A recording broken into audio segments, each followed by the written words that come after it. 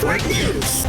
Nagtamo ng mga sugat sa kanyang kamay at kiliran ang grade 8 student ng Sumag National High School matapos pagsaksakin ng grade 7 at kapwa estudyante ng nasabing paaralan. Ayon kay Police Station 9 Commander Police Captain Gricky Cayaw, lumalabas sa investigasyon na naglalakad na pauwi ang mga estudyante mula sa eskwelahan nang may nangyaring girian at kumusyon sa pagitan ng dalawa. Grade 8, 14 years old.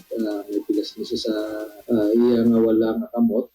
Kag sa wala niya man niya hibit iyang lawas. Tugas ang katalog niya sir. Yung biktima ta sir, ganda kami sa first aid, kadindala sa hospital. Ang suspect nga minor man sir, ari subong sa atong station, kung ang iyang magulang, ari man disubong ang social worker sa barangay Sumag para mag-assist sa atong suspect sir.